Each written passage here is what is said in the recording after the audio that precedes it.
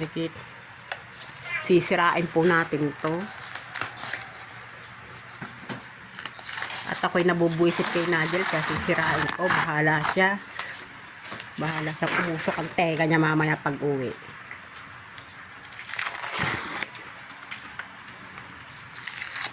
Gayon din naman eh.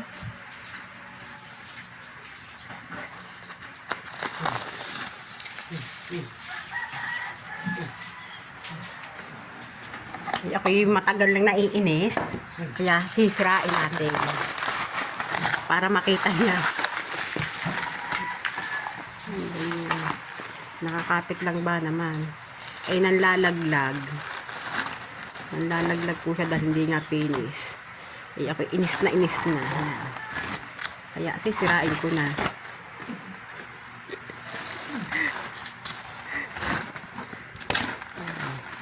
Tignan niyo ba naman, oh?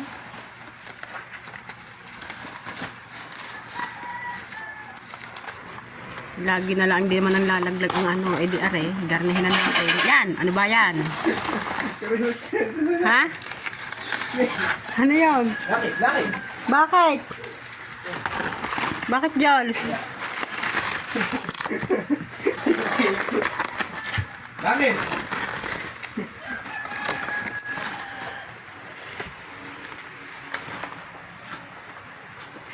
Kamihado pong pagdating ng mamaya, galit niya sa akin.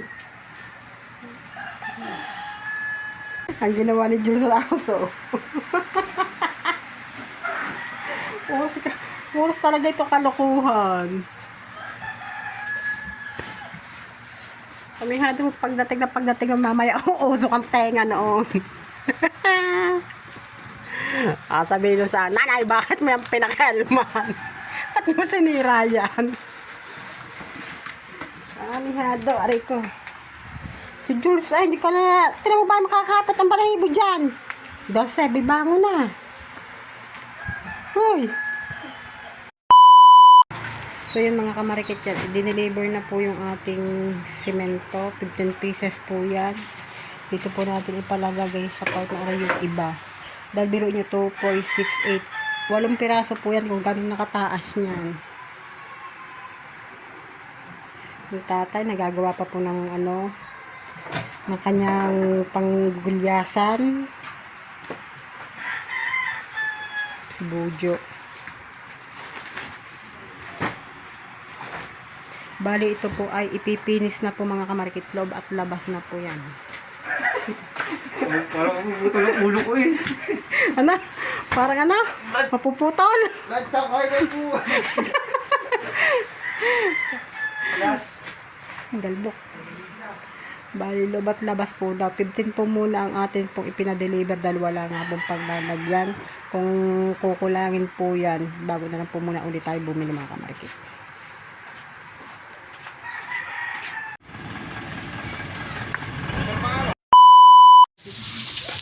So, yan mga kamarikit ang ating pinagawa nung nakaraang buwan. Nung nakaraang buwan pa, ilang buwan na. Ayan. Ito po yung pinataasan namin kasi hanggang dito lang yun. Diyan. Pinataasan namin siya ng bubong at nagpalit kami ng bubong. Tas ito. Ayan yung sobrang tumaas. Hanggang dito lang siya dati. Yan, dyan, sa may yan. Pero ganyan na siya kataas ngayon.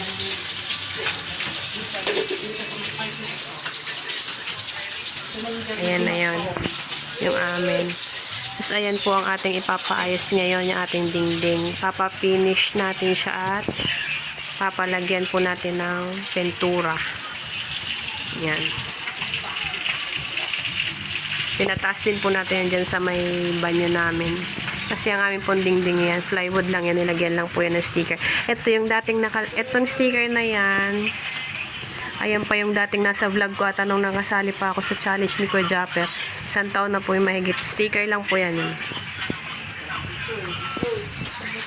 Binibili ko lang po yan sa, ano ba yan? Saan ko binili nat? Shopee. Ayan po ang tatay, pag-aang pisngi, gawa ng panipsip. Ayan. Ito din po, ito yung pinaglagyan ng namin dating bubong. Yan. Yan. Ayan yon. Yan. Yung kahoy na yan. Hindi siya tinagtag kasi balak dapat namin ay papalagay siya ng kisame pero hindi na lang yun. Papafinish na lang namin ng aming pader.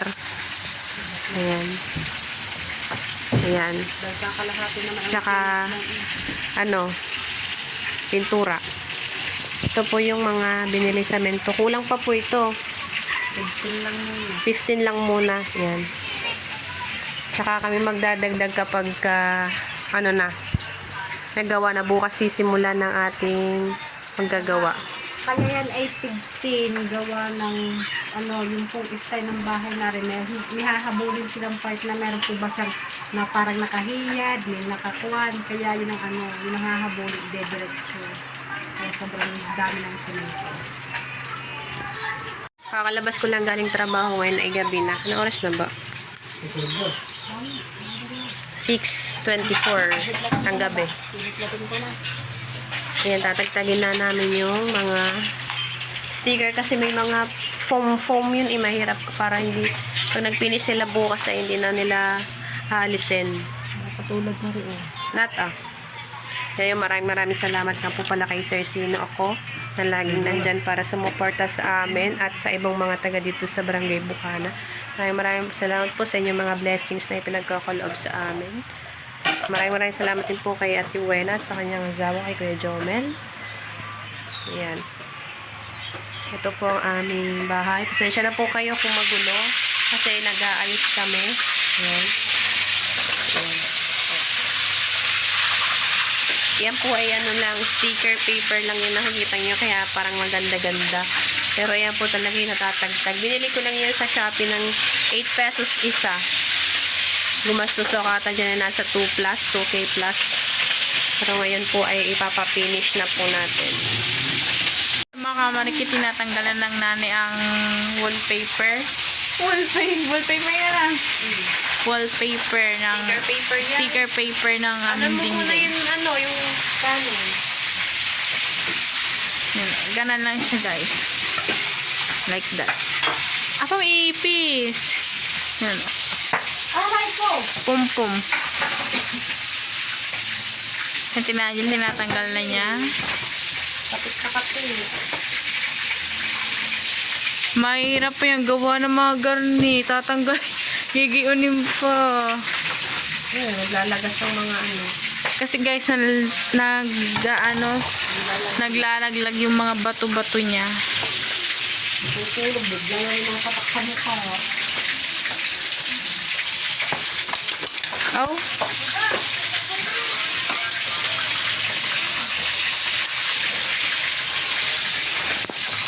Yan. Ganyan na itsura guys na aming bahay. Ganda lang aming size. Ang aming spam. Kami walang ulam dito na lang kami natin eh. Namagobo ng kanin. bukas sa malayo po na. Hindi kasi ito naka-point. Wala kasi itong 0.5. Malamig na ba yung kabaka? Malamig na yung tayo.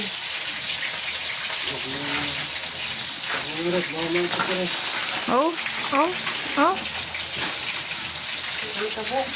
Naway lang ng semento nung ginawa ang video.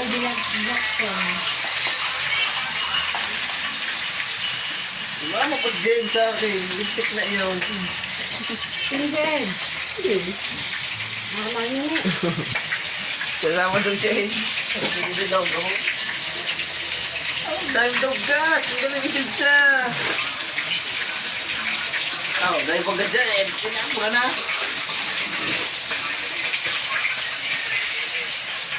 Nag-ano. Kasi niya, nag-iwan ng rubber. Gagananin pa yan. This one, patay yung snake. Eh? Yung anak-anakan yung snake. Si Botong. Ano nga ba? Hindi na makasiraan ito. Hanggang dito yan, guys.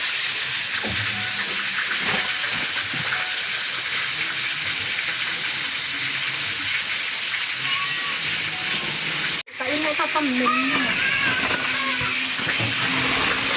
Walang mukha. Walang mukha. Wow! Hindi dinadaan niya. Tamo, iwan-iwan.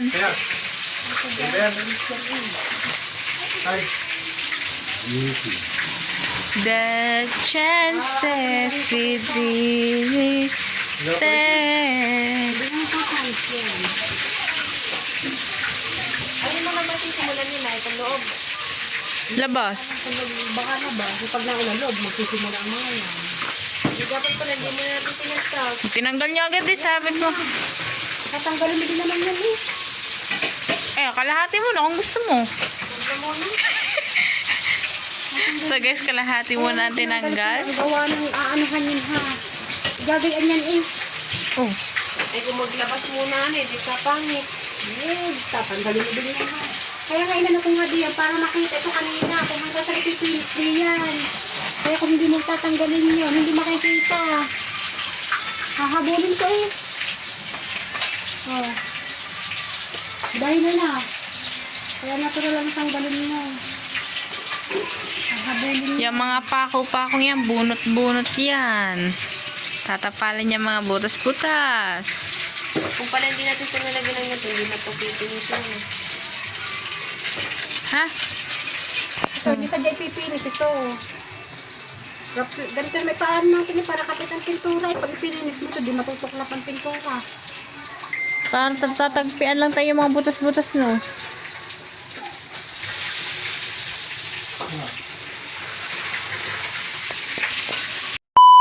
Nakamarikit, ayun po.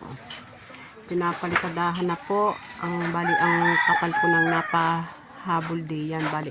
Ang papasok po sa ano ito sa building pong ito ay bali 5 supot pong semento. Dahil ang style po nito mga kamarikit ay yung po bang meron siyang part na may parang as in yung tagto yung pong palubog ang kwan ang pagkakayari. Hindi po siya talagang as in straight pong dire-diretso. Pasagwa naman po ng ang sagwa pong tingnan mga kamarikit gawa nga po ng may ano po may diretso. Pagdating po sa gitna ay medyo talaga po siya lubog.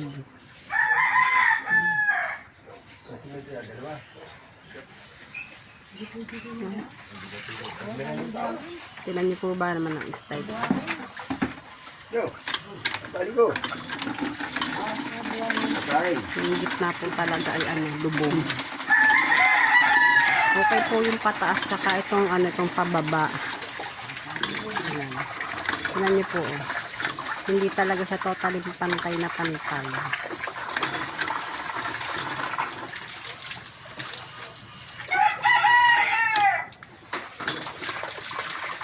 Kaya yun po yung hahabulin. Para po siya ay kumantay hanggang simula baba hanggang taas.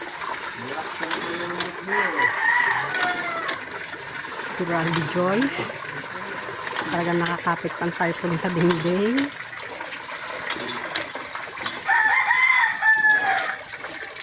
Tsaka yung pong may putok po mga kamarikit doon po sa may tapat po ng kwarto. Kita naman dito niyo. Kita nga, hindi nga kitang ano. Kitang nakahiris ano.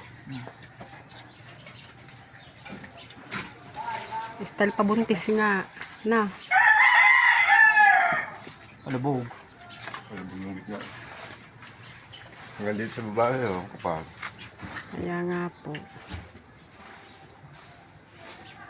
Lalo Dahil timano po yan mga kamarikit. Yung pong value sa may part po sa may kwarto po namin, timano po yan ay bahay na. Yung pagkakamali nga lang po ng aking bumbian na nung pinaayos po niya yan, ang pinakuan ay hindi po niya pinatibag yun. Eksaktong kami na po ang tumira. Yan. Kitang-kita naman po talaga na ano, lubog yung gitna.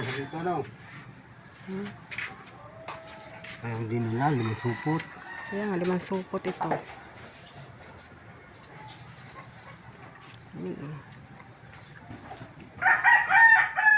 Kung tutusik, konti lang dapat yan, di ba na? Hindi nga pantay pa. Hindi Kaya, pantay hindi nga malalim ang pantay, gitna eh. eh. Kaya maraming napapalagay. Tapos dito naman po sa side pong ito, gayon din. Ito pong anong are ay maano, diretso. Pagdating po naman doon sa pataas, may kwan, pabuntis. Papasok naman ano. Are, hina na. Papasok. Ah, palabas. Hindi ba papasok? Pabuntis nga, are. Palabas. Yung pataas. Kaya talaga pong hahabulin pong lahat yan.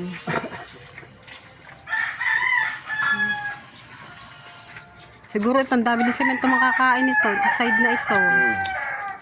Mga kumarin sa 50 yan. Po! Ang dami oh. 50 pa. Kay Lister 40 lang ang kanyang ano dyan. Loob at labas na. Wow. Malaki pa nga palang pera to. Hindi na lahat pa ng bulin eh.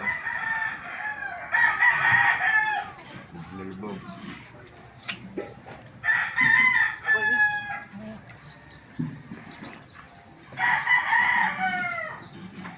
Doon sa likod doon, madali ni ano. Dahil talagang pantay, hindi katulad na rin.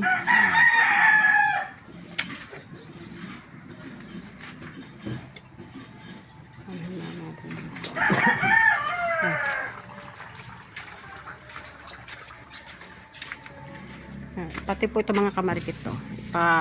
Papalitadahan din po natin. Medyo dito po madali-dali na lang po. Hindi po katulad talaga doon na madami talagang kakainin semento. Dahil dito naman po wala naman po silang paghahabulan. Yun lang talagang medyo masikip yung part na pag-aanuhan nila. Mga 50 semento, 35 ang kailangan mo. Ito pa lang estimate ni Lister na 40. Ilan ang estimate? 40. 40. Dahil madami nga dito sa labas eh. Biruin mo, 5 supot na yun. Yung marami na hindi sa labas na yun yan. Hahabulin na. Ang hahabulin ni Ayun tsaka ito eh. Yung likod tsaka ito. Aring kabila talaga hindi nagasino. Tatay ano, aray. Yan yung labas na yan. Talagang kitang-kitang sagwa naman talaga eh. Hindi siguro kakain ng 50. Ayan. Kala naman siya kahit eh. Doon naman sa likod din. Ha? Doon, yun. Hindi ano? Hindi mo kakain ng 50. Hindi kakainin nga ng ano. Ayan, papalitadahan din yan ha. Masisira yan pag hindi mo pinapalitadahan yan. Pati yun, paano malalagyan yun? Bahala na doon. Paspasin ang hangin yun ha. Masisira ang cement ang hollow blocks pag hindi mo inano yan. Paano sila dadaan doon?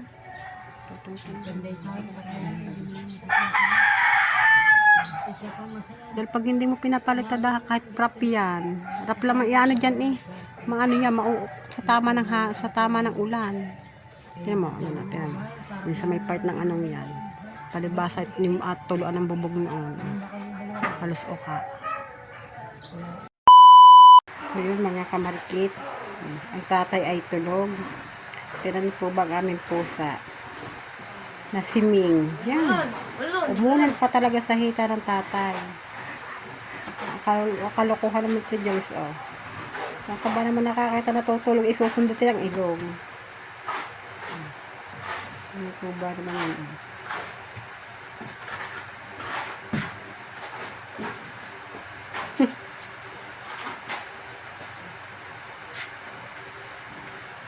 Yung pupusa niya nagkaabay ni Dose sa pagtulog niya sa upuan na iyan. Sa mga kamarikit, pinipinish na ang ating dingding gamit yung flat na nentay. Basta flat na parang stainless. Ganun siya guys.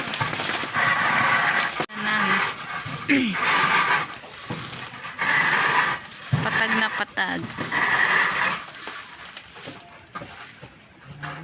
So, masyadong hindi pa pantay dito kawan, hindi pa na lalagyan ng semento, tapos papantayin pa yun para may hinabol sila dyan guys.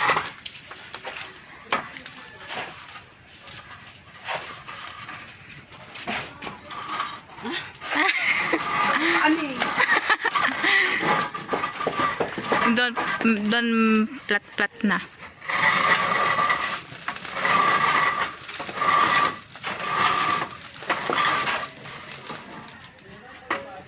Pinturahan mo na lang din nanay yung tubo doon. Sino ba tayo magpipintura niyan? Tay, sino magpipintura? Pag na tapos lahat yan. Hindi, sino nga magpipintura? Hindi ko alam. Kasi nagpipin. Gayon pala. Galing. So, ganun ang proseso ng pagpapantay, pagpipinish. Sabi ko tayo sa nanay, bunutin yung mga anong yan na, oh. Hirap niya bunutin. Oo, kayin pa yan.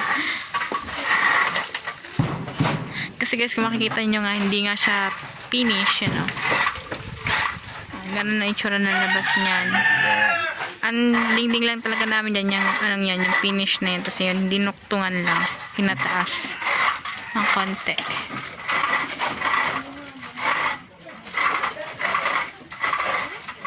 Okay, yun pala.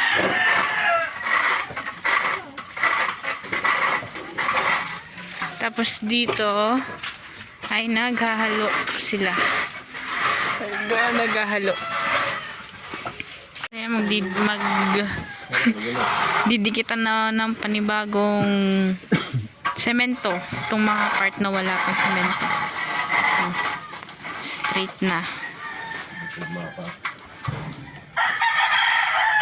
Kulang. Tayo na. Sige lang.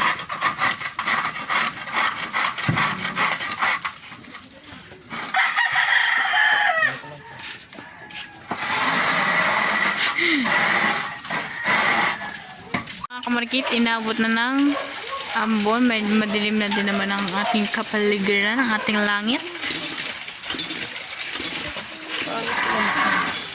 Tapos itong mga nalalaglag na sementong yan, yung di ba finish, naglalaglagan syempre. Pwede pa atang gamitin na. Pwede pang gamitin, babasain lang gamit semento at ano na din naman. So mga kamarikit ay ayan, ay bubunutin na namin yung mga Wilkins na yan. Gawa may tanim talaga dyan ng gilid. Tapos tayo tatanim, kaya na yung batong yan, yung mga Wilkins. Lalim yan na.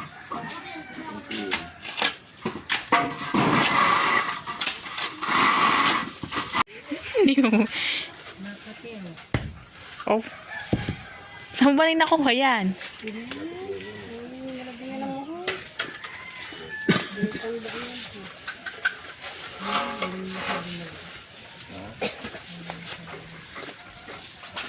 Tinatanggalan ng kabudyo ang Wilkins. Sa ilang Wilkins ba yan? 4, 5, 6. Ari pang isa ako dyan, di mo na ito natanggal.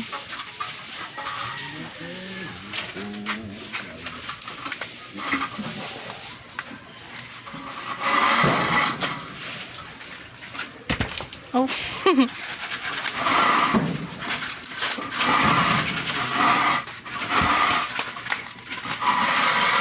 Nag-iimbak talaga guys sa nahin ng buhangin.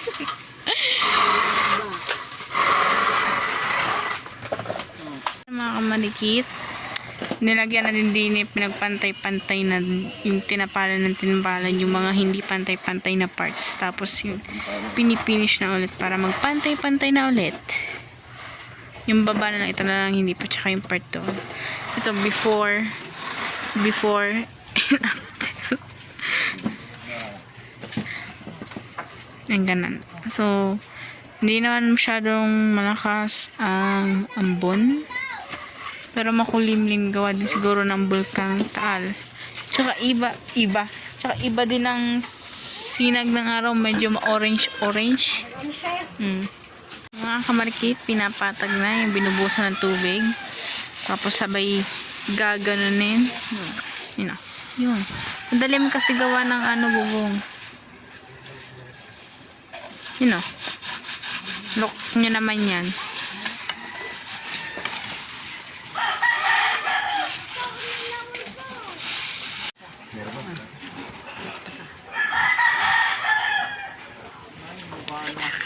So yun mga kamarikid yan.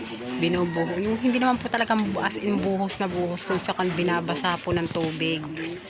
Dahil medyo inabot po ng tigas para kaya po ginaganyan. Pagkabuhos po, bubusan po nilalagyan po nila ng tubig. Sabay inano po ng radela. Pinikinis yung kung saan pinapantay. Kung siya man po ay may umbok or may ano pa na konti, mapapatag na siya.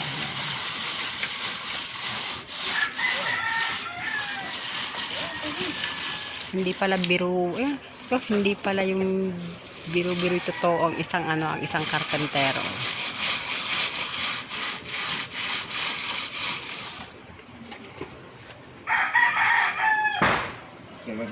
Kung titingnan mo lang po ay napaka-alwan, yung pala ay napakahirap din.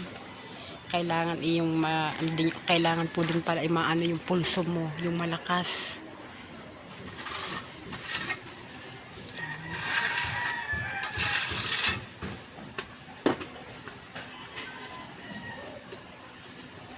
Lights will guide you home. Magaloob na ako ng ginayambahan loob. Tanong ko sa nilalagyan mga ganit sa loob, ano?